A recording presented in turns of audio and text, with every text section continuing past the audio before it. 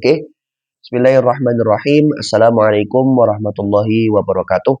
Bismillah, alhamdulillah, wassalatu wassalamu ala sayyidina rasulillah wa ala alihi wa sahbihi wa wala amma ba'du. Rabbi syrah li sadri wa yassir li amri wa halul 'uqdatam min lisani yafqahu qawli. Allahumma shalli ala sayyidina Muhammadil fatih lima ughliq wal khatim lima sabaq nasiril haqqi bil haqqi wal hadi ila siratikal mustaqim.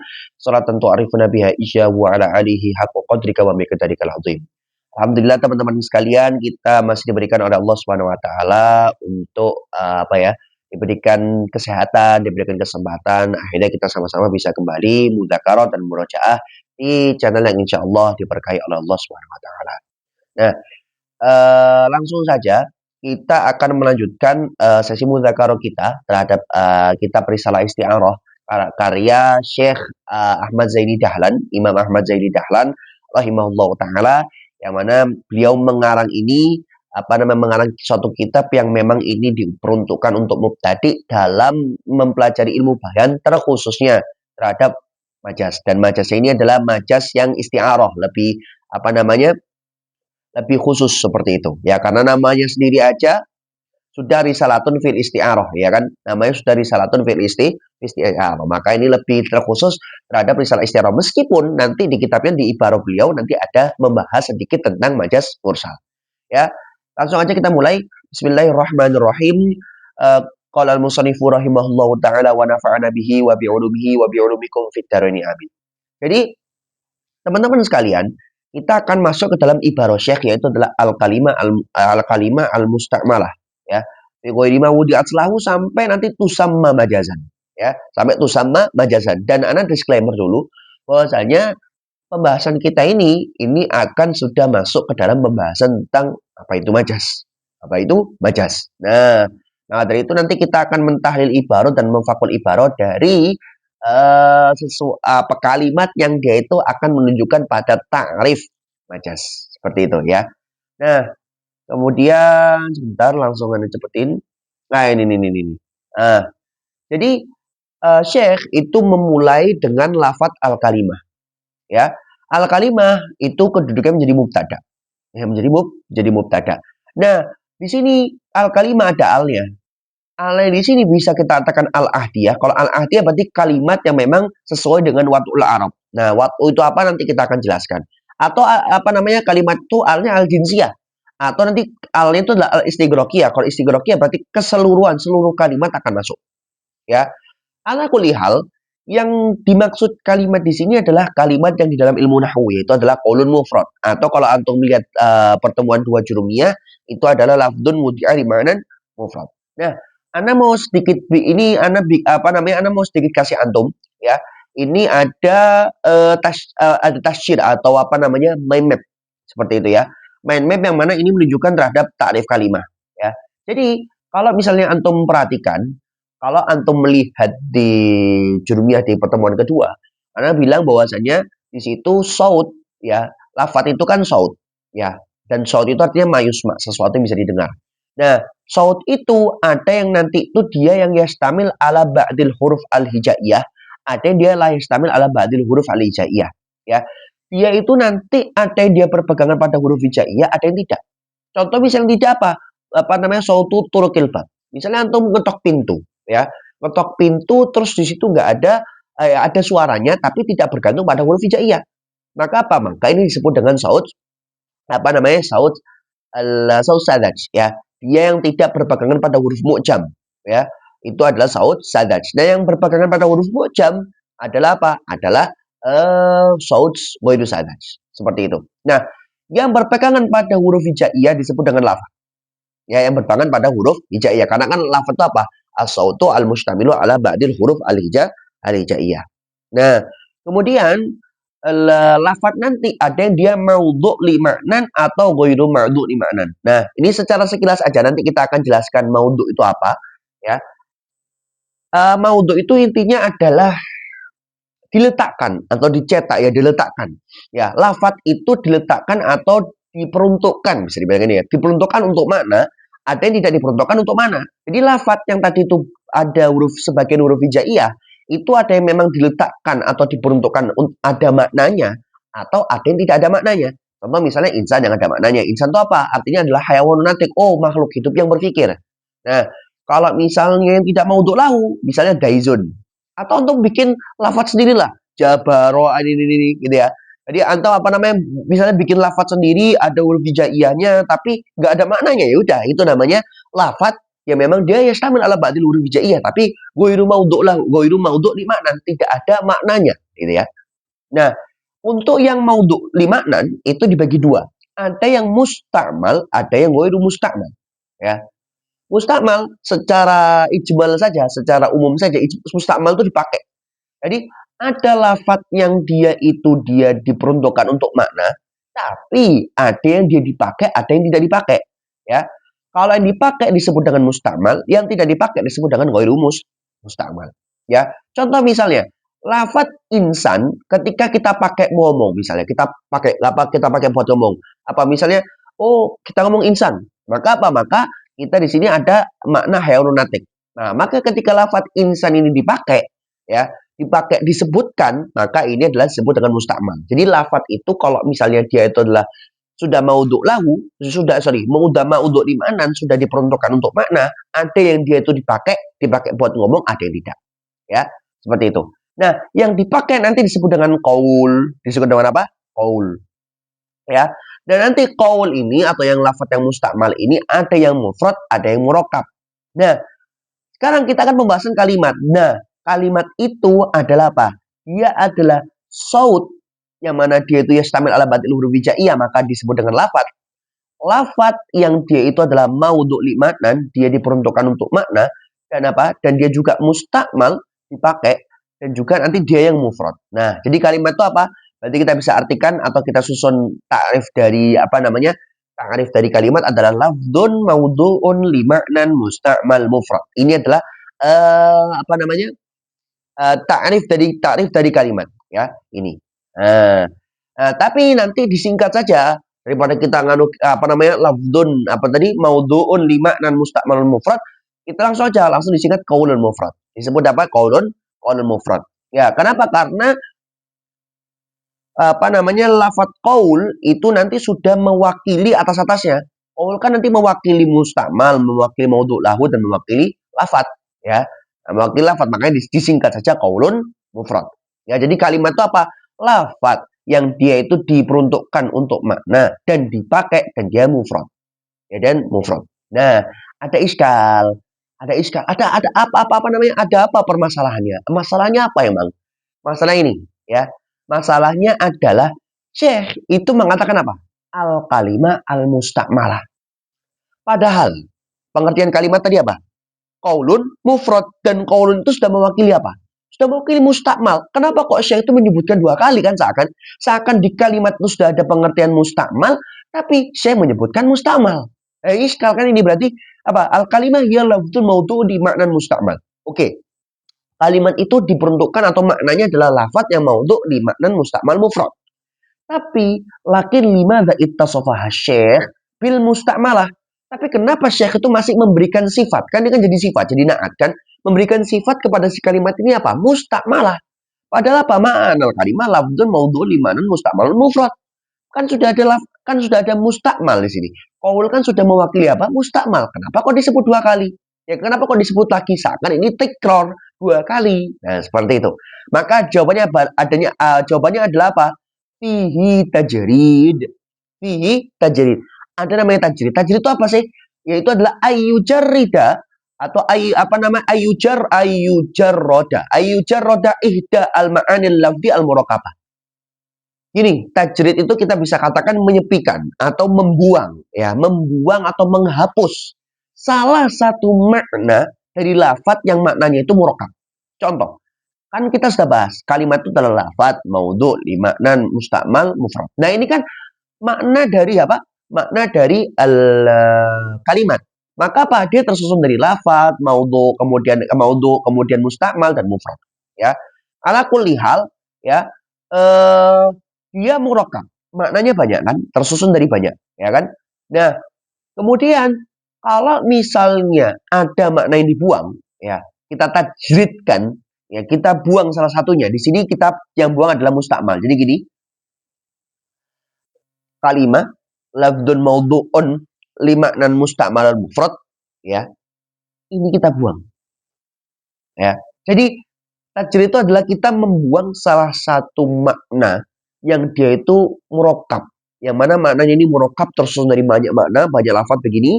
Nah, itu nanti apa? Itu nanti akan dibuang di situ salah satu maknanya. Nah, jadi kalimat di sini itu salah satu maknanya dibuang, yaitu mustakmal. Nah, kalimat ini dibuang, maka apa? Nanti kita sah mengatakan kalimat mustakmalah. Ya, jadi jawabannya adalah bahwasanya kenapa kok masih mensifati dengan mustamalah padahal kalimat itu sudah mewakili mustakmal. Karena apa? Karena di sini ada tajrid. Bahwasanya apa? Syekh itu seakan membuang, ya, atau membuang salah satu makna dari si kalimat tersebut, yaitu mustakmal. Gitu ya. Nah, sekarang al-mustakmalah. Al-mustakmalah ini alnya adalah al-mausulah karena dia masuk kepada isim fa'il, ya. Kemudian al-mustakmalah ini kan dia isim fa'il, dan isim fa'il itu ya'malu amalal fi'li, dia beramal seperti amalnya fi'il. Maka nanti dia merofakkan. Dan di sini merofakkan apa? Merofakkan domir yang mustatir, takdiruhu hiya, ya. Yang mana hiya ini kan muannas. Kembali ke siapa? Kembali ke kalimah. Berarti apa? Al kalimah al mustakmalah hiya, yaitu maksudnya adalah pokoknya kembali ke kalimat. Gitu ya. Nah, kemudian mustakmalah itu terustaq atau ya terbentuk dari lafaz istiqmal, dari kata istakmala, ya istakmalu, istiqmalan mustakmalan, bahwa mustakmilun wadaka mustakmalani mustakmaluna mustakmalatun, ya. Nah, kemudian istiqmal atau istiqmal itu apa? Itlaqul lafzi wa iradatul makna. Nah, supaya biar nggak bingung, kok tiba-tiba membahas tentang istiqmal ini, kenapa? Gini, Ana membawa antum ini ke satu pembahasan yang mana pembahasan ini penting, ya, terutama ini juga akan berpengaruh pada masalah lugah, terutama nanti ini ke dalam majas, ya, ya. Kemudian al-alaqah bainal lafzi wal makna. Ada hubungan apa antara lafaz dan juga makna, ya. Kalau dulu itu apa ya? Dulu pada saat saya ngaji itu adalah dikatakan bahwasanya apa kisah cinta atau hubungan antara lafaz dengan makna, ya. Nah, jadi alaqah atau hubungan antara lafaz dengan makna itu ada 3 tahap, ya. Yang pertama nanti ada namanya wadhu', yang kedua nanti ada namanya istiqmal, yang ketiga nanti ada namanya dalalah. Ada namanya dalalah. Kalau wadhu itu apa? Wadhu itu pengertiannya adalah ta'yinul lafzi bi'izail ma'na liyadulla alaihi. Ta'yin itu menentukan atau mengkhususkan satu lafaz. Kita menentukan satu lafaz. Bi'izail ma'na. Iza itu sebenarnya artinya berhadapan. Dalam artian adalah ketika kita menentukan satu lafaz dihadapkan dengan satu makna atau ditarik maknanya. Dalam artian dimasukkan di mana di situ. Jadi ada lafaz yang mana lafaz yang ini tuh sudah dapat, yang mana kita menentukan satu lafaz ini untuk membawa makna ini. Nah, gitu ya. Supaya apa? Liyadullah. Liyadullah ini kan fi'il mudhari, dia punya fa'il. Ya, dia itu takdiruhu huwa. Huwa ini kembali ke lafaz, ya. Dan alaihi, haknya ini kembali ke makna. Supaya apa? Kenapa kok kita itu mau menentukan satu lafaz dengan kita membawa makna? Supaya apa? Supaya lafaz tersebut akan menunjukkan pada makna, ya. Jadi kita menentukan satu lafaz, ya. Kita bawa juga maknanya. Supaya apa? Lafaz ini menunjukkan pada maknanya, ya. Nah, kemudian kita contohkan. Misalnya, ada lafaz asad. Kalau di bahasa Indonesia kan singa, ya. Asad, ya, artinya apa? Artinya hayawanun muftaris, ya. Hayawanun muftaris, ya, hewan atau makhluk hidup yang dia itu buas lah, seperti itu. Nah, lafaz asad kita menentukan, ya.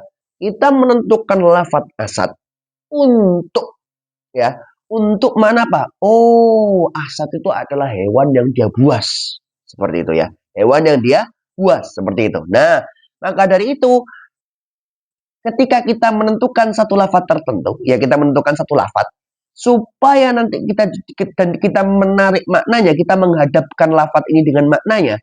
Supaya apa kita buat seperti ini? Supaya nanti lafaz ini asad itu menunjukkan atas hayawanun muftaris. Seperti itu. Dan nanti namanya ta'in itu kan menentukan. Namanya menentukan itu kan pasti ada seseorang yang menentukan. Nah, Seseorang yang menentukan itu disebut dengan wadhi, ya. Jadi prosesnya disebut dengan wadhi. Orang yang menentukan atau melakukan proses ini namanya wadhi. Contoh misalnya kalau kita mau dicontohkan gampang secara bahasa Indonesia. Contoh misalnya, saya bilang atau ada kata manusia atau lafadz manusia, kata manusia. Manusia ini artinya apa sih? Oh, manusia itu artinya adalah makhluk hidup yang berpikir. Ini adalah makna dari manusia. Karena manusia itu makhluk hidup. Ya, apa yang membedakan manusia dengan langit? Oh, dia itu berpikir. Karena apa? Karena dia punya otak. Allah menciptakan itu berbeda kan? Nah, kemudian lafadz manusia ini ya itu menentukan lafadz satu lafadz yang kita sebut dengan manusia supaya pada dia dibawa atau dihadapkan dengan makna yaitu adalah makhluk hidup yang berpikir. Kenapa kok kita menentukan seperti ini? Karena apa? Supaya nanti manusia itu menunjukkan arti makhluk hidup yang berpikir. Jadi ketika kita ketika kita bilang manusia, oh orang sudah tahu, oh artinya manusia adalah makhluk hidup yang berpikir. Jadi kita bahkan tidak usah mentasawurkan maknanya pun sudah ngerti gitu. Oh ya manusia, nah gitu ya. Makanya ini adalah proses pertama atau alakoh atau hubungan pertama atau ya proses pertama antara lafaz dengan makna. Proses kedua apa? Proses kedua disebut dengan istimal yang tadi kita bahas. Apa? Itlaqul lafzi wa iradatul makna. Itlaq itu artinya zikir. Maksudnya apa? Maksudnya adalah menyebut lafaz dan menghendaki maknanya. Ya. Jadi kan kalau tadi wadho itu kan kita menentukan satu lafaz dihadapkan dengan satu makna, diikutkan dengan satu makna supaya nanti lafaz bisa menunjukkan pada maknanya. Ya. Nah, tapi kalau misalnya kita cuma menentukan saja tanpa dipakai, tanpa diomongkan, tanpa disebutkan, maka bagaimana? Ya kan? Maka dari itu ketika ada seorang mutakallim, seorang yang berbicara, itu apa? Itu mengatakan roa itu asadan. Maka apa? Oh, saya melihat singa. Oh, maknanya singa itu apa? Oh, maknanya singa itu adalah hayawanun muftaris. Nah, tamam ya? Hayawanun muftaris. Maka apa? Maka di sini kita mengitlakkan atau menyebutkan lafaz asad dan kita mengendaki maknanya asad. Apa? Yaitu hayawanun muftaris. Tamam ya? Nah, atau kalau misalnya kita contohkan secara Indonesianya ya. Contoh misalnya saya bilang, saya makan mie. Saya makan mie. Mie kita, kalau kita ke proses pertama, proses wadho, mie itu diletakkan untuk apa? Atau diperuntukkan untuk mana apa? Oh, makanan yang keriting yang berwarna kuning. Ya. Nah, ini makna saja ya. Walaupun tidak tahu itu di KBBI itu benar-benar situ ya. Mie itu artinya makanan yang keriting yang berwarna kuning. Ini cuma tarif dari anak saja. Dan ini ya tarif saja, buat aja. Gitu ya. Ini misal doang. Ya, mie ini kita tentukan untuk makanan yang keriting yang berwarna kuning. Ya, kita tentukan lafaz mie ya, itu untuk mana ini. Nah, tapi lafaz mie ini nggak akan menunjukkan pada makna makan yang keriting kalau nggak diistiqmal, ya kan? Bagaimana kita itu mau tahu, orang itu tahu maknanya mie itu kalau kita nggak ucapkan kata mie itu, ya kan? Maka apa? Maka kita perlu mengucapkan lafaz mie dan mengendaki maknanya, ya, mengendaki maknanya. Jadi ketika kita sudah menyelesaikan tahap pertama, itu adalah kita menentukan satu lafaz yang mana dihadapkan dengan makna, dibawa maknanya. Supaya nanti lafaz itu bisa menunjukkan kepada makna tersebut. Nah, caranya atau wasitohnya atau proses keduanya adalah istiqmal ini. Paham ya? Maka karena kita tahu bahwasanya istiqmal itu adalah itlaq, mengucapkan itu adalah ya untuk orang yang ngomong kan berarti. Maka apa? Maka istiqmal itu menjadi wasfun lil mutakallim, menjadi sifat bagi mutakallim. Jadi istiqmal itu tugasnya siapa? Tugasnya mutakallim, tugasnya orang yang ngomong. Orang kalau mau menggunakan satu lafaz supaya menunjukkan makna, wasitohnya atau proses yang kedua yang menengahi antara proses pertama dan proses ketiga adalah ini, istiqmal ini. Dan ini adalah tugas yang sebagai orang yang ngomong, ya, seorang mutakallim. Ya kayak aku ngomong misalnya saya makan mie, ya kan? Aku mau menunjukkan apa? Mau menunjukkan, oh ini loh, saya itu makan mie, mie itu ini, gitu ya. Nah, jadi menunjukkan makna menunjukkan maknanya. Nah, kemudian yang ketiga adalah dalalah. Dalalah itu apa? Dalalah itu adalah pengertian adalah fahmu amrin min amrin. memahami satu hal dari satu hal yang lainnya. Memahami satu hal dari satu hal yang lainnya. Nah, karena ini konteksnya adalah antara lafaz dan makna, maka apa? Kita memahami makna dari lafaz. Karena apa? Karena tadi waktu apa? Ta'inul lafzi bi'izail makna liyadulla alaihi. Apa? Kita menentukan satu lafaz dengan membawa maknanya supaya apa? Supaya nanti bisa supaya lafaz ini bisa menunjukkan atas maknanya. Maka apa? Maka ketika kita memahami satu lafaz, maka apa? Kita akan paham maknanya. Gitu ya. Contoh, misalnya ada orang bilang, "Ra'aitu asatan, saya lihat singa." Seorang sami, orang yang mendengarkan perkataan ra'aitu asadan, maka apa? Maka dia akan memahami makna hayawanun muftaris dari asad. Dia akan memahami makna hewan buas. Dari apa? Dari lafaz asad. Ya kan? Ketika ada orang ngomong, "Oh, saya melihat singa." Oh, berarti apa? Berarti apa? Dia bisa memahami bahwasanya di situ berarti ada hewan buas, yaitu singa itu. Ya kan? Dari lafaz singa itu, ya dari lafaz singa atau lafaz asad itu akan kita akan memahami maknanya, yaitu apa? Yaitu adalah hayawanun muftaris. Nah, karena di sini dalalah itu adalah memahami sesuatu dari sesuatu yang lain, maka pada ini adalah wasfun lil fahim. Apa? Menjadi sifat bagi seseorang yang paham. Ya, bagi seorang yang paham. Karena pengertian dalalah itu fahmu amri min amrin, maka ketika dalalah itu adalah fahmu amri min amrin, maka dia adalah menjadi wasfun atau sifat bagi seseorang yang paham. Cuman karena kita konteksnya ini lafaz, dan lafaz antara lafaz dengan makna, dan lafaz itu kita artikan sebagai saut, ya, maka di sini adalah dalalah di sini menjadi wasfun lisami, lebih terkhusus gitu ya, karena lafaz itu nanti terucapkan atau terdengarkan seperti itu.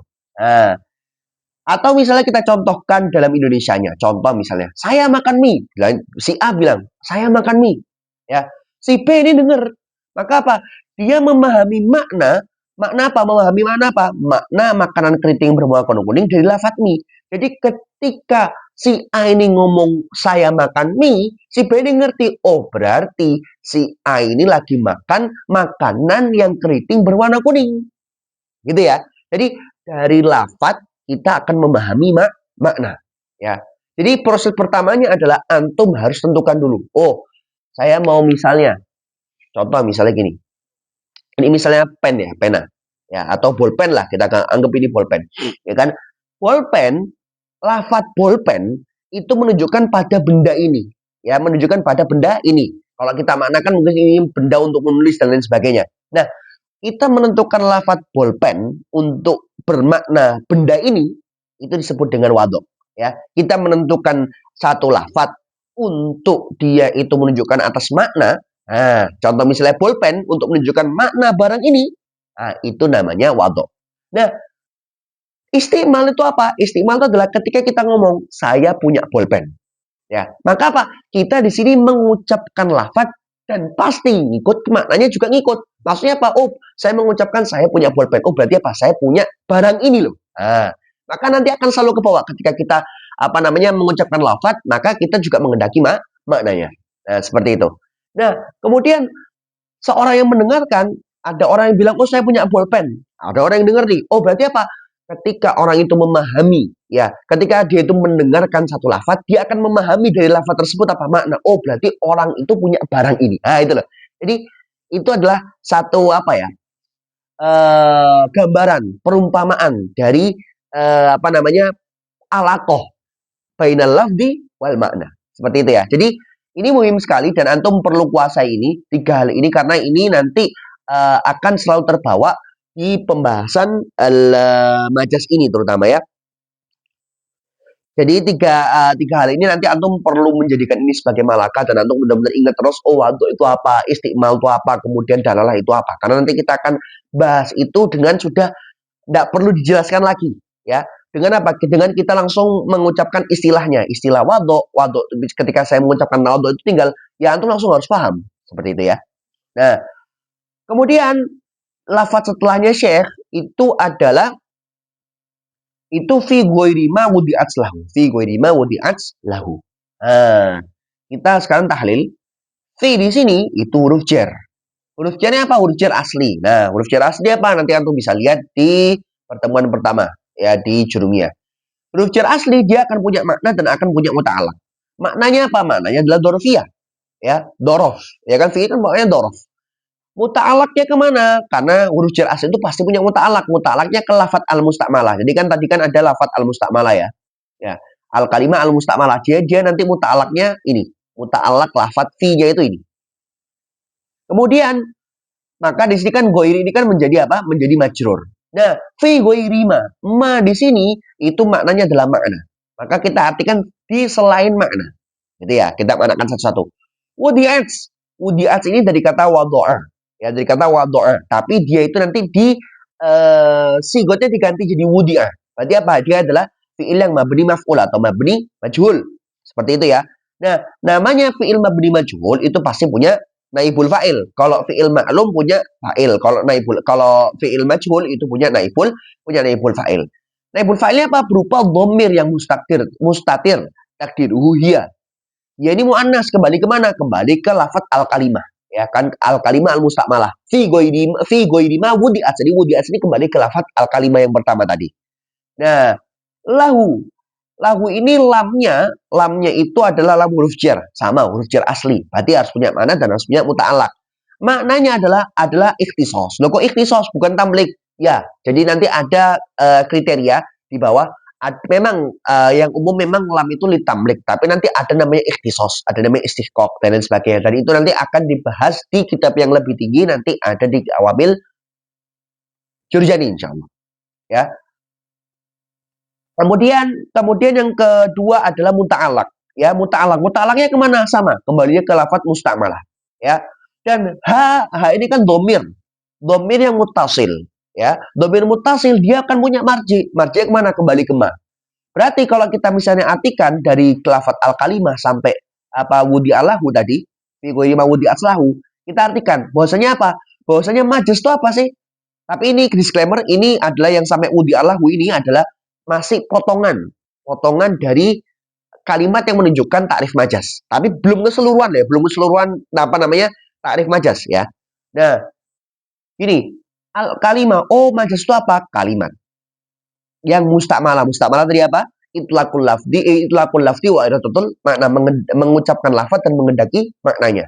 Ya, kalimat yang dia itu mustakmalah, yang mana mustakmalah dipakainya itu fi goirima. Fi goirima maknanya tadi kita maknakan sebagai makna. Maka apa?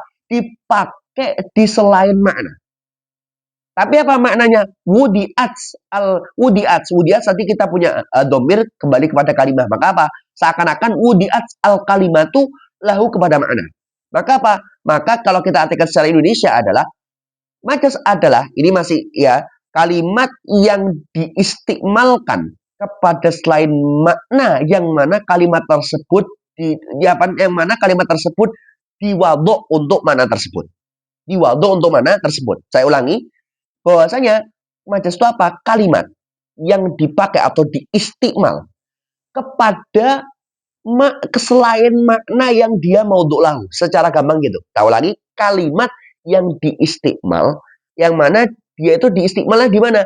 Di makna, di selain makna, yang mana makna ini bukan mau lahu. Nah, oke.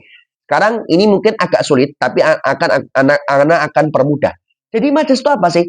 Satu kalimat yang dia itu dipakai, diistimal. Berarti apa? Itlaqul lafzi wa iradatul makna. Tapi makna yang dipakai di sini bukan makna yang bawaan dari dia. Bukan makna asli dari dia. Ya, tapi makna lain. Nah, seperti itu. Kita contohkan. Contoh. Jadi, kita tahu bahwasanya kalimat itu kan lafaz. Dan lafaz ini nanti akan menempuh pada 3 proses atau 3 alaqah. Ya. Pertama adalah wadho, yang kedua adalah istimal, kemudian adalah dalalah. Contoh misalnya lafaz asad. Lafaz asad atau singa yaitu diwaduk untuk lafaz untuk makna hayawanun muftaris. Ya.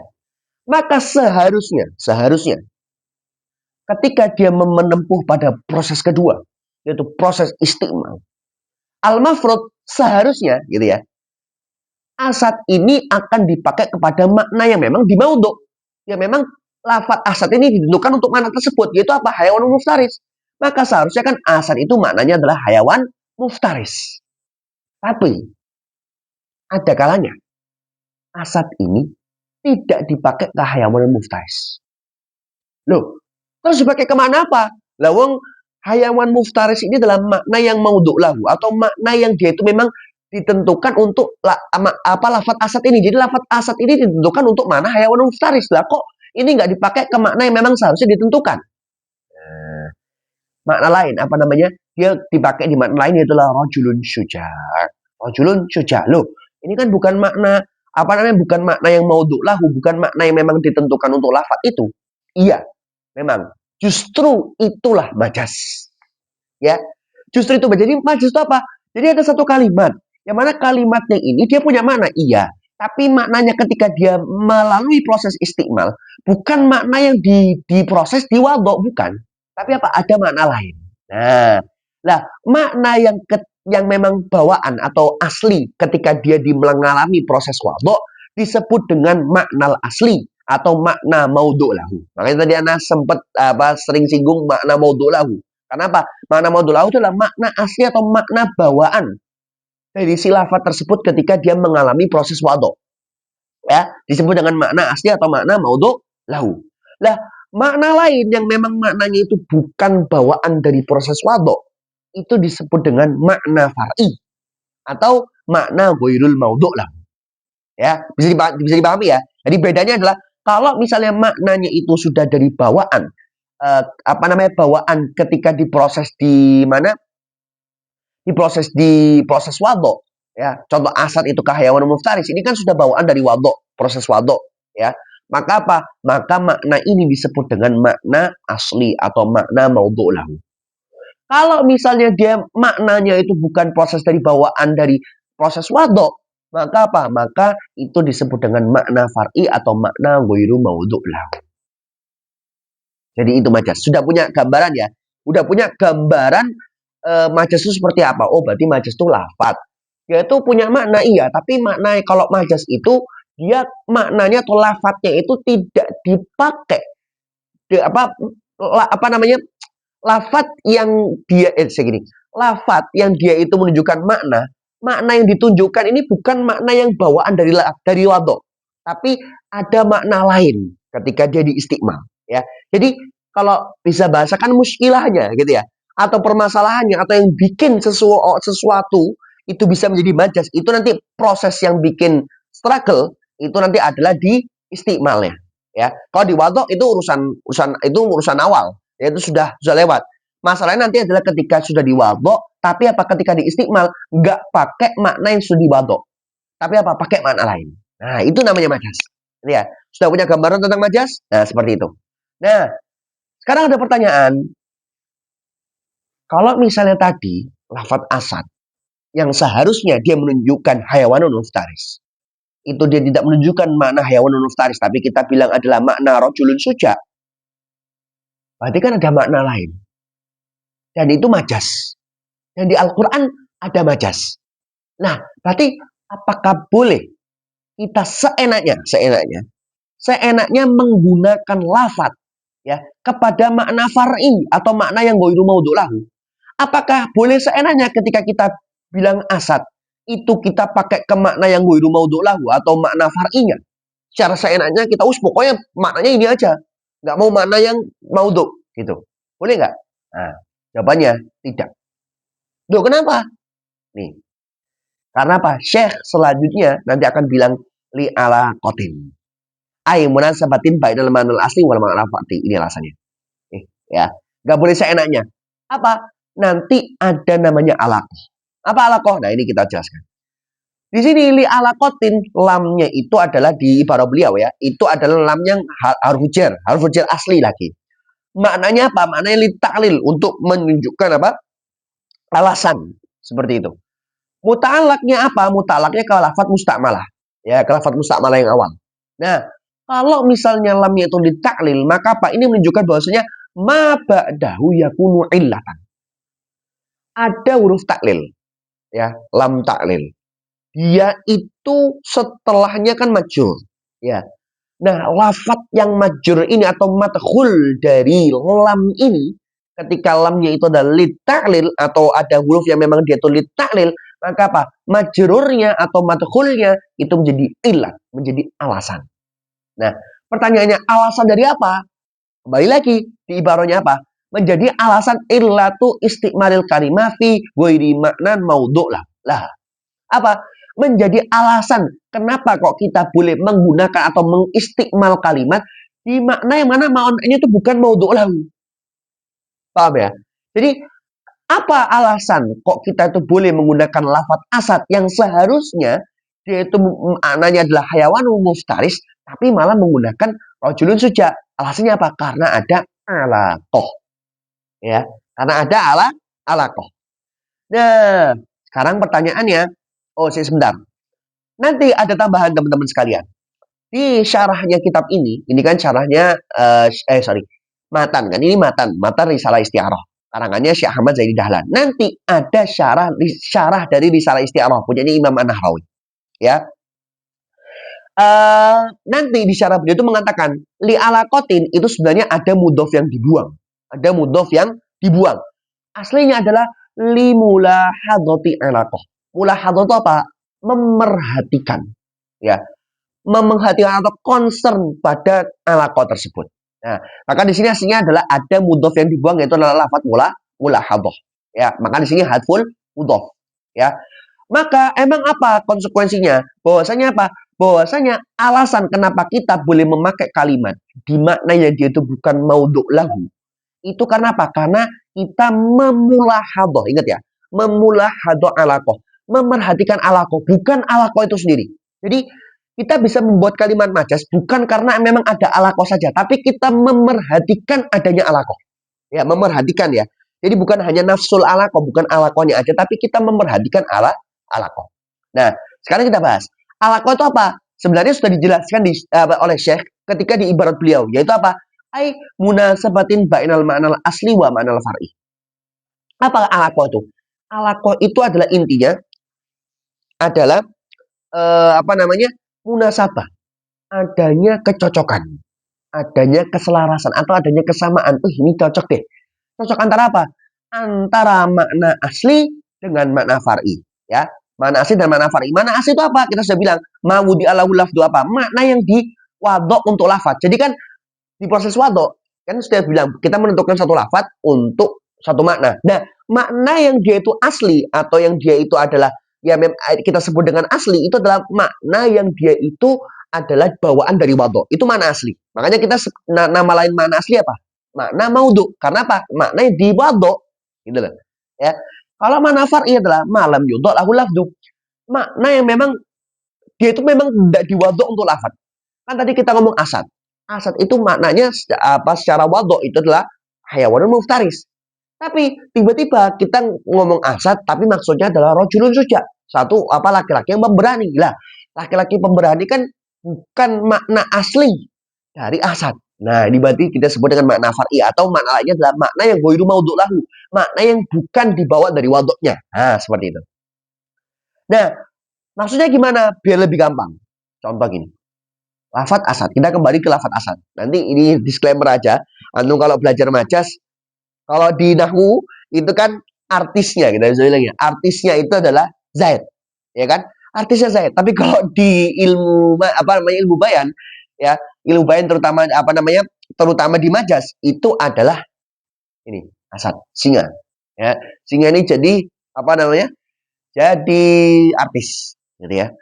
Nah, asad kita sudah ngomong, kalau kita melihat asad dari segi proses pertama yaitu wadok, ya, dia diwadok untuk hayawanun muftaris, maka dia makna asli atau makna maudhu' lahu, makna bawaannya, makna aslinya, paham ya?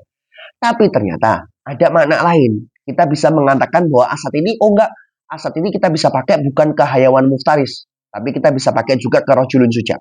Maka ini disebut dengan makna far'i atau makna ghairu maudhu' lahu. Nah, majas itu nanti apa? Itu nanti kita harus ada alaqah, ya. Harus ada alaqah. Apa kira-kira kesamaan atau munasabah atau keserasian antara rojulun suja dengan hayawanun muftaris. Apa keselarasan antara hewan buas dan apa? Dan juga laki-laki yang memberani. Apa kira-kira? Oh, ada. Yaitu adalah musyabah. Alakonya musyabah. Kesama apa namanya? Kecocokannya dari sisi apa? Ada musyabah, ada kesamaan, ada kemiripan. Loh, kemiripan dari sisi apa? Fisyaja'ah. Dari segi keberanian. Hewan buas, singa, itu dia terkenal dengan keberanian. Ya, terkenal dengan keberanian. Sedangkan rajulun suja artinya apa? Laki-laki memberani. Sama enggak? Sama, mirip kan? Ada kemiripan. Hewan muftaris, hewan buas, yaitu kita ngomong di sini singa, ya, itu terkenal dengan apa? Terkenal dengan keberanian dia, ya kan? Sedangkan rajulun suja sendiri adalah sifatnya adalah memang seorang laki-laki ini adalah pemberani. Berarti kan ada kemiripan di sini. Nah, maka di sini ada alakoh, ada munasabah nih. Oh, ada munasabah, ada kecocokan nih. Kecocokannya apa? Ada kemiripan. Kemiripan dari segi apa? Dari segi keberanian. Nah, ini loh yang disebut dengan alakoh. Jadi, alakoh itu apa? Hubungan antara makna asli dengan makna far'i, yang mana hubungan ini tuh ya ada, ya nanti apa namanya, ada hubungan di antara kedua hal ini. Ya, yaitu salah satunya adalah musyabah. Salah satunya ya, musyabah. Gitu ya. Nah, jadi kalau misalnya kita mau membuat majas, itu kita harus memerhatikan ada alakoh nggak? Apa alakoh antara makna asli dengan makna far'i? Paham ya? Nah, sekarang ada pertanyaan. Ini agak keluar sedikit, yang nggak keluar sih sebenarnya. Tetap membahas ibarah syekh. Ada pertanyaan. Qala syekh fil ibarah ay munasabah. Syekh itu di dalam kalam beliau atau ibarah beliau itu mengatakan ay munasabatin. Kalau ini kan ini nih, ya kan? Syekh itu kan di ibarah beliau di kitabnya mengatakan ay munasabatin bainal makna asli wal makna far'i. Mengatakan seperti ini, ya. Dan dilihat di depannya ada huruf ay. A ini apa? A ini adalah huruf tafsir, ya. A ini huruf tafsir. Faedahnya untuk menafsirkan, ya. Wal aslu anna tafsir wadifatus syarih. Yang asal untuk menafsirkan atau menjelaskan, ya, lebih tafsil itu adalah tugasnya syarih. Tugasnya orang yang buat syarah. Sedangkan Syekh Ahmad Zaini Dahlan di sini itu sahibul matan, ya. Sahibul matan apa? Orang yang mengarang matan, bukan mengarang syarah loh ya. Kalau kita ngomong nanti syarahnya adalah kayak Imam Nahrawi tadi, itu beliau syarih. Beliau yang mencarahkan matan dari apa namanya punya Syekh Ahmad Zaini Dahlan, ya kan? Nah, dengan kalau Syekh Ahmad Zaini Dahlan sendiri itu adalah sahibul matan, apa? Orang yang punya matan, maka bukan syarah kan? Maka apa? Lima dafa'ala dalik. Loh, kenapa kok Syekh Syekh Ahmad Zaini Dahlan itu melakukan hal tersebut? Kalau misalnya kita tahu yang asal dalam menjelaskan atau menafsirkan itu adalah wadifahnya syarih, ya, wadifah orang yang membuat syarah. Tapi kenapa kok di sini Syekh Ahmad Zaini Dahlan itu perlu menjelaskan? Kenapa kok ada ai? Gitu loh. Nah, dijawab. Ya. Jawabannya, fa'ala dzalika li amrin. Beliau itu melakukan seperti itu tuh bukan abas. Ada fungsinya, ada alasannya. Apa alasannya? Wa huwa anna lafdzul alaqah yakunu mustalahan indal bayanin. Jadi, lafadz alaqah, ya, lafadz alaqah itu dia menjadi satu istilah menurut ulama bayanin. Ulama bayanin itu ulama ilmu bayan. Jadi, lafadz alaqah itu menjadi satu istilah yang dipakai oleh ulama bayan. Ya, ulama ilmu bayan. Sedangkan lafadz munasabah itu nggak dipakai, bukan menjadi istilah yang dipakai oleh ulama bayan. Tapi wal mubtadi' yahtaju ma'rifata mustalahati dzalikal ilm. Tapi apa? Tapi seorang mubtadi' itu harus tahu terhadap apa? Mustalahat apa? Dzalikal ilm. Jadi gini, memang Syekh itu kan mengatakan apa li alaqatin ay munasabatin. Li alaqatin jelas. Karena apa? Karena memang alaqah ini adalah satu istilah yang dipakai oleh ulama bainin. Tapi seorang mubtadi', bagaimana dia tahu apa arti alaqah? Ya kan? Kita aja sebagai mubtadi, ya, kita bisa ya belum tahu lah, seperti itu, intinya gitu ya, belum tahu apa arti dari alaqah. Apalagi kalau misalnya kita belum pernah belajar tentang ilmu bayan dari sebelumnya, ya, belum belajar atau bahkan belum paham. Nah, supaya mubtadi itu ngerti mustolah atau ngerti satu istilah yang dipakai satu kaum, maka apa?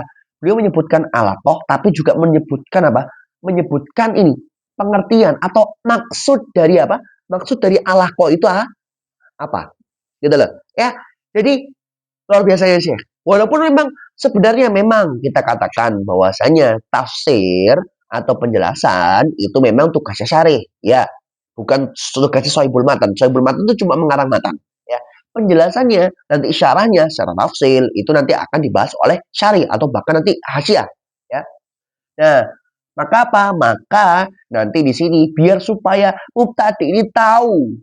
Oh, ini loh. Oh, alaqah itu apa sih? Oh, munasabah. Ada keserasian antara makna asli dan makna far'i. Oh, ini loh maksudnya alaqah. Nah, gitu loh. Ya. Biar kita sebagai mubtadi itu juga gampang. Ya, gampang gitu ya. Nah, gitu ya. Nah, sekarang ada pertanyaan lagi. Nih, sampai garis merah atau apa namanya? Nih, kotak ini merah. Tapi tadi kan kita sudah bahas tentang alaqah. Bahwasanya lafadz majas itu tidak akan bisa dibuat kecuali nanti ada alaqah, dan kita sudah sebutkan alaqah itu apa. Tapi ada lagi. Apakah cukup dengan mulahadhah alaqah? Apakah cukup ketika kita mau membuat lafadz itu menjadi majas, kita hanya memerhatikan ya, memerhatikan alaqah saja. Bas, tanpa ada sesuatu yang lain? Kita jawab tidak. Kenapa? Karena saya melanjutkan di ibarah beliau, ma'aqarinatin mani'atin an iradatil ma'nal asli. Dia harus dibersamai. Memang kita harus mulahadhah alaqah. Kita harus memperhatikan adanya alaqah. Enggak cuman kita memperhatikan mulahadhah, enggak cuman kita memperhatikan alaqah saja. Tapi apa? Tapi qarinah. Harus dibarengi dengan qarinah. Yang mana qarinah ini akan mani'ah, akan mencegah untuk menghendaki pada makna aslinya. Ya, nanti ini kita akan apa namanya? Kita akan jelaskan qarinah itu maksudnya apa. Ya, qarinah tarifnya adalah ma dalla al murad la bil watri. Apa? Sesuatu yang dia itu menunjukkan kepada apa? Sesuatu yang dikehendaki, makna al murad. Ya, tapi la bil watri, bukan dengan cara wadhu. Bukan dengan cara wadhu. Nanti kita jelaskan.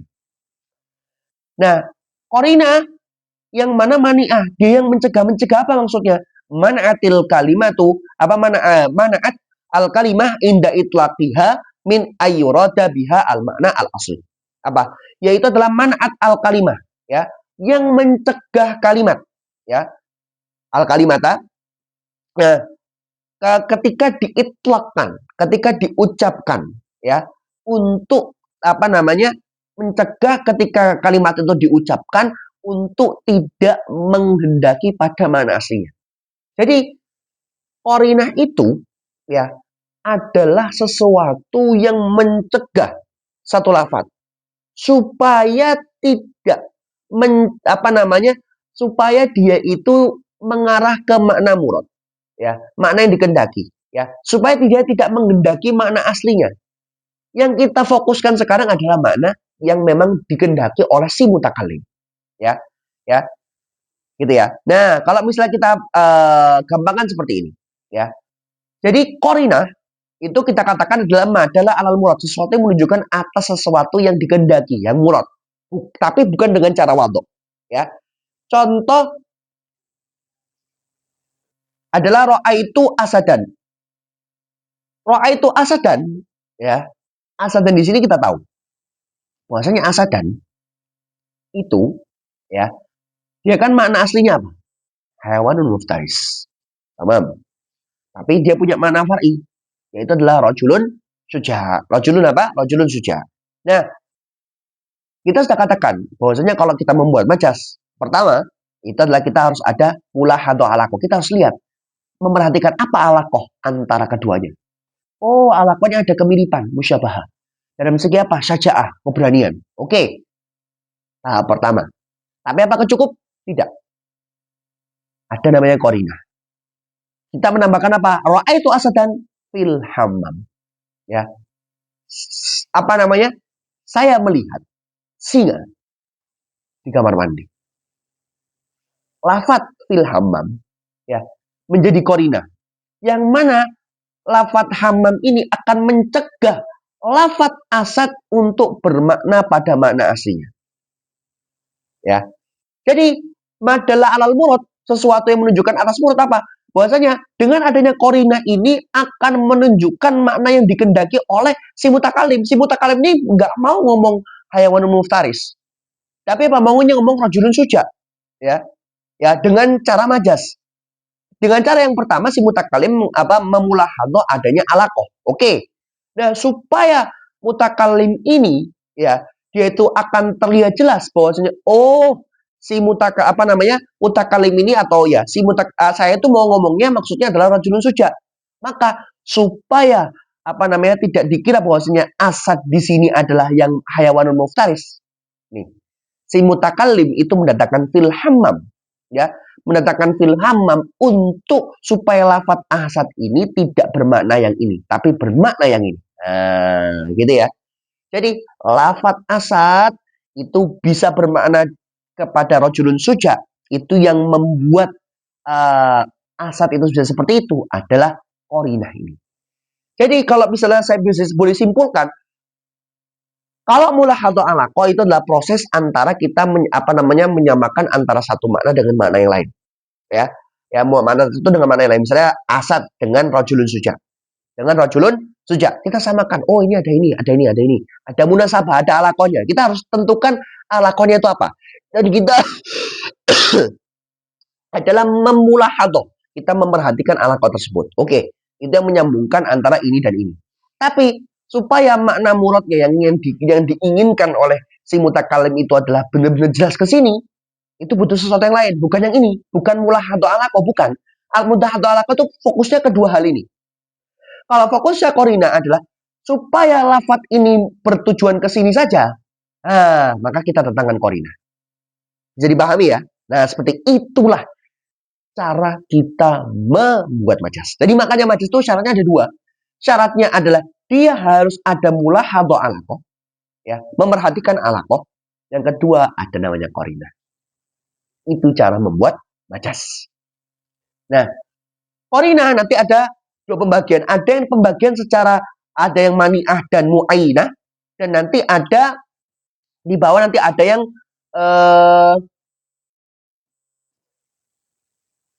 pokoknya ini lafdiyah dan haliyah, ya.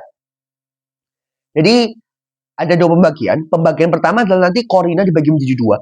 Ada mani'ah dan mu'ayyinah. Jadi kita bahas yang ini dulu, ya, karena ini rumit, ya. Qarinah itu dibagi dua. Ada yang mani'ah, ada yang mu'ayyinah, ya. Mani'ah itu kan nanti mencegah. Maksudnya apa sih qarinah yang mencegah? Qarinah tadi kita sudah katakan atau takrifkan bahwasanya qarinah itu adalah madalah alal murad labil wad'i. Kita menunjukkan makna yang murad, makna yang dikendaki, tapi bukan dengan cara wadhu. Ya. Nah, kalau dia qarinahnya mani'ah, apa? Yaitulah ma sarrafatil lafdha amma wudi'alahu sawa'un ayyanat ma'nahul murad aw lam tu'ayyin. Kalau qarinahnya hanya mani'ah, itu apa? Dia hanya memalingkan sarrafatu, ya, memalingkan lafaz. Jadi apa? Amma di sini makna itu adalah bermakna makna. Itu apa? Qarinah yang dia itu memalingkan lafaz pada makna yang maudhu' lahu. Ingat makna maudhu' lahu apa? Makna asli. Dia memalingkan lafaz dari makna asli, baik dia itu nanti mentayinkan atau menentukan atau bertujuan kepada makna murad atau tidak mentayinkan atau tidak bertujuan kepada makna murad. Bukan berarti tidak bertujuan ya, tidak tertentu atau langsung tertuju pada makna murad. Kalau yang mu'ayyinah itu apa? Ma'ayyanatil lafdha al makna al maudhu, ya. Sesuatu yang dia itu mentayinkan lafaz pada makna yang murad. Biar nggak bingung, kita contohkan. Kita contohkan yang mani'ah dulu. Kita pakai contoh lain, ya. Kita sekalian latihan buat buat majas, buat majas dan memahami majas lebih dalam. Kita pakai contoh lain. Dan dengan kita pakai ra'aitu asadan gitu ya. Sekarang kita ganti. Ra'aitu bahron. Secara harfiah kita artikan apa? Saya melihat laut. Ya, melihat laut. Nah, laut makna aslinya adalah al-ma'ul ma'ruf. Ma'ul ma'ruf maksudnya di sini adalah ya air yang memang kita ketahui lah. Antum kan tahu sendiri. Ya, kalau antum lihat di KBBI, ya antum bisa lihat pengertiannya laut apa. Tapi ya kita singkat saja bahwasanya apa? Bahwasanya bahron itu adalah ma'ul ma'ruf. Ya, air yang sudah diketahui. Oh ya, air yang di lautan yang mana yang itu apa namanya besar gitu ya dari dan lain sebagainya. Ya, itu mana asli dari bahron. Nah, kalau makna far'inya bahron itu ada dua. Kalau kita lihat asal tadi kan makna far'inya satu. Apa? Rajulun sejak. Tapi kalau makna far'inya bahron itu ada dua. Ada alim, ada karim. Nah, kalau kita mau buat majas, kita harus apa yang pertama? Mulahadhah alaqah. Kita lihat alaqahnya, kita perhatikan. Apa kira-kira apa namanya hubungan atau munasabah atau alaqah hubungan antara laut yang mana artinya ma'ul ma'ruf ya pokoknya air yang kita ketahui itu laut sama alim, orang alim dan orang yang dermawan. Kalau misalnya alaqah antara ma'ul ma'ruf dengan alim itu adalah as'ah. Apa? Adalah keluasan. Laut itu kan luas. Paham ya? Laut itu luas banget. Ya kan? Lah terus apa? Alim itu kan orang yang berilmu. Ya, ulama. Ya kan? Ulama itu apa? Ilmu itu luas kan? Ilmu itu luas sekali. Layaknya samudra. Nah, biasanya gitu kan orang-orang. Apa? Ilmu itu luas layaknya samudra. Berarti apa? Ilmu. Ya. Orang alim itu adalah orang yang memang dia itu ilmunya sangat luas. Nah ya. Maka apa? As-sa'ah. Maka apa? Alaqah antara ma'ul ma'ruf dengan alim itu musyabah. Ada kesamaan. Kesamaan dari sisi apa nih? Jadi dari sisi keluasan. Luas banget. Ilmu itu luas. Orang alim itu kan ilmunya luas. Wawasannya luas. Ya kan? Dan lautan juga luas. Kalau dermawan, apa alaqahnya? Sama, musyabah, kemiripan. Mirip dari segi apa? Al-kathrah. Banyak loh. Banyak dari segi apa? Kita tahu banyak laut. Ya, laut. Ya mungkin kita bisa artikan laut tuh apa namanya? Airnya banyak. Nah, seperti itu ya, airnya banyak. Nah, Karim itu kan orang dermawan. Dermawan itu sih? Orang yang gampang ngasih. Orang yang gampang ngasih. Namanya orang dermawan. Dia ngasihnya kan banyak. Atau misalnya pun nggak banyak sekaligus, dia akan terus-terusan. Ngasih ke orang. Dan itu totalnya banyak. Ya kan? Maka apa? Hubungan antara ma'ul ma'ruf, yaitu laut, dan karim itu apa? Kemiripan. Dari sisi apa banyak? Oh banyak, laut tuh banyak. Ya kan? Banyak airnya atau gimana gitu ya. Nah, karim itu adalah dia itu banyak. Dari sisi apa? Oh pemberiannya banyak. Ya, dia itu suka memberi yang sangat banyak.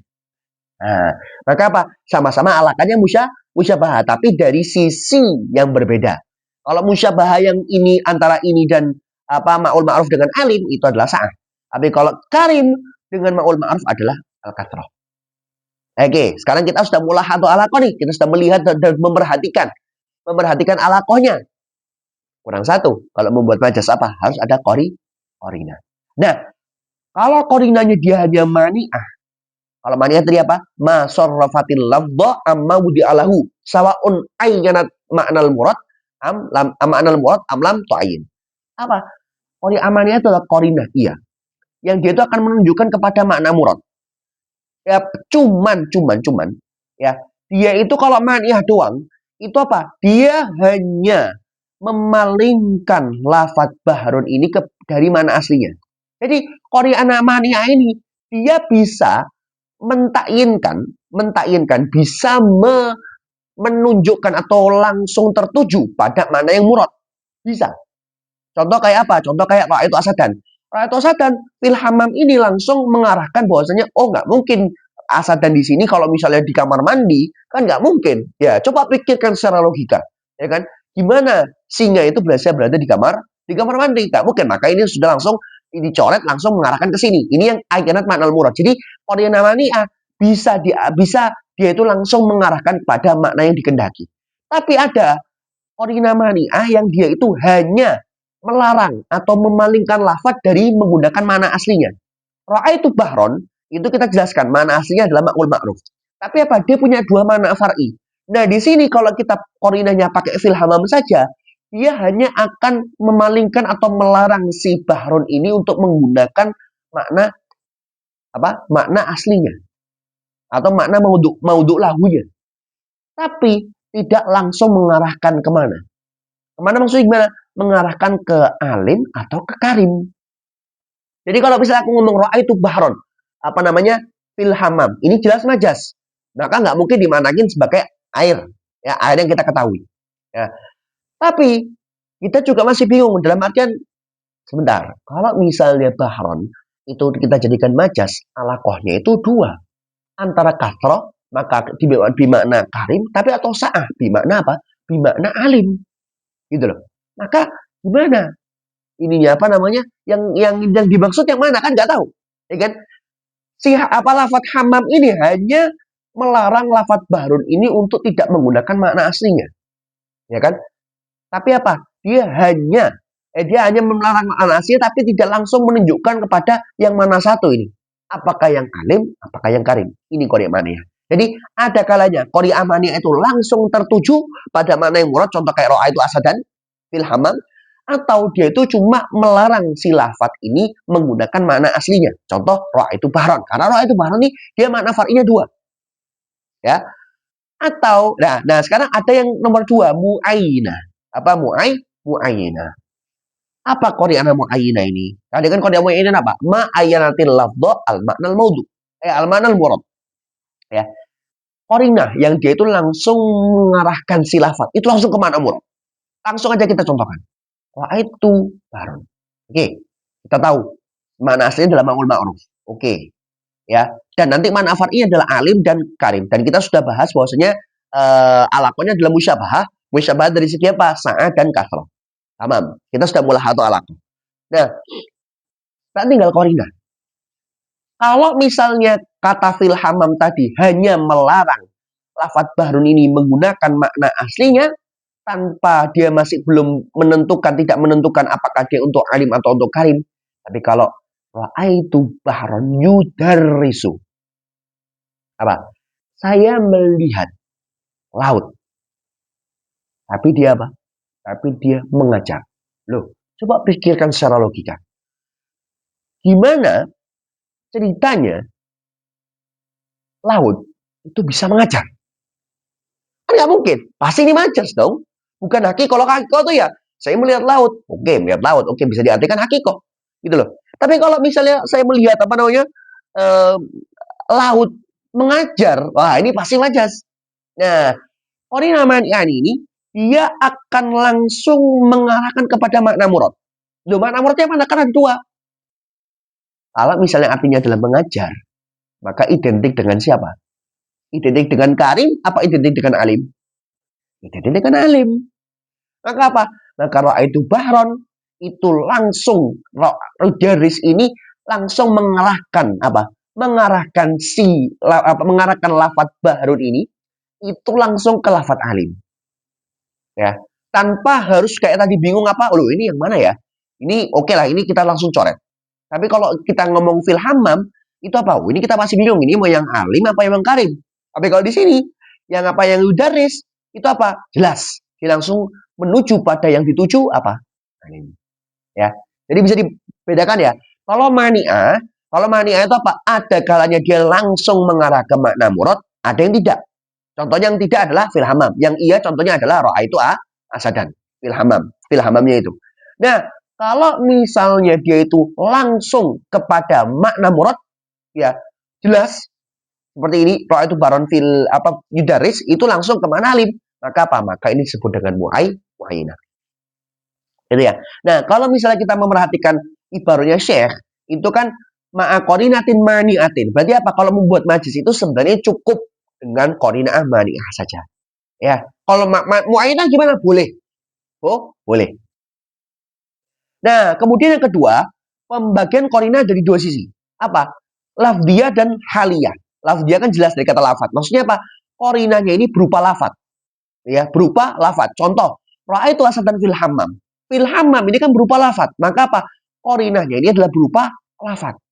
Ya, berupa sesuatu yang terlafadzkan, ya kan?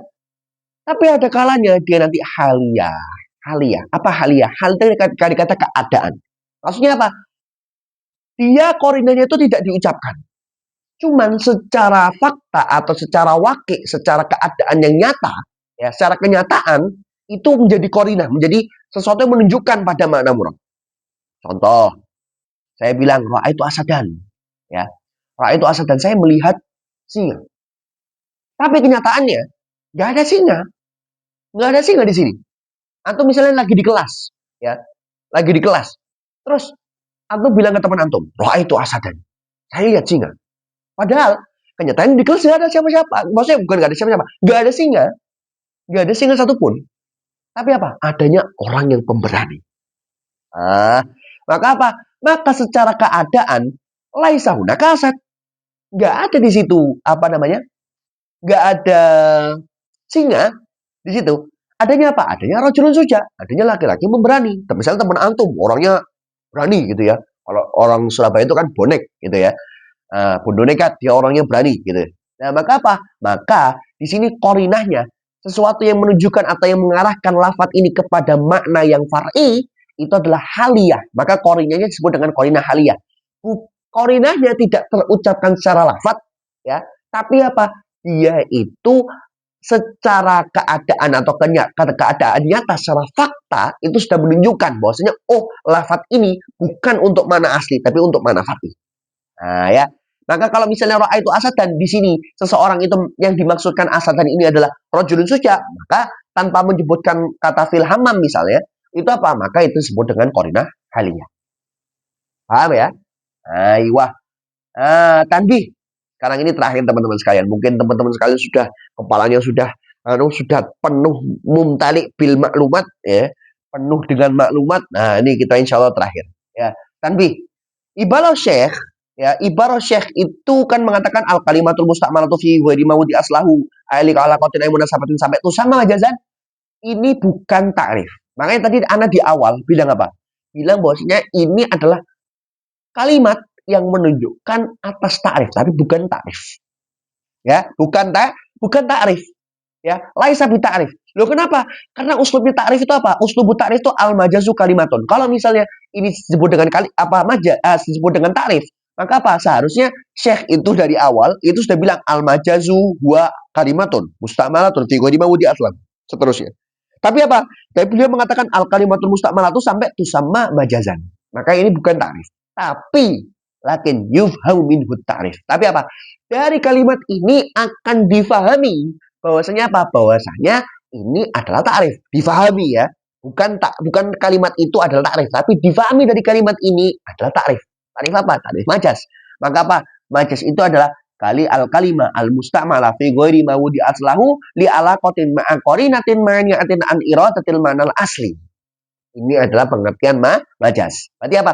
Dia adalah kalimat yang digunakan kepada makna yang bukan maudhu' lahu. Dia bukan makna asli, bukan dipakai ke makna aslinya atau makna maudhu' lahu. Ya. Karena alasannya apa? Karena ada alaqah. Bukan cuma alaqah yang mana kita sudah jelaskan bukan hanya alaqah saja, tapi mulahadhah alaqah, ya. Karena ada mulahadhah alaqah dan juga ada qari'ah ma'ni'ah yang mana mencegah dari makna aslinya, ya. Begitu teman-teman sekalian, kalau misalnya antum ada yang bingung bisa diulang lagi atau di pause atau disambung ditulis begitu ya, supaya antum bisa lebih mudah untuk memahaminya. Maafkan saya jika ada salah, jika ada salah itu adalah dari saya, jika ada benar itu dari Allah Subhanahu wa taala. Kita tutup pertemuan kita kali ini dengan baca doa kafaratul majelis, subhanakallahumma wa bihamdika asyhadu an la ilaha illa anta astaghfiruka wa atubu ilaik. Oke, terima kasih teman-teman sekalian. Wassalamualaikum warahmatullahi wabarakatuh.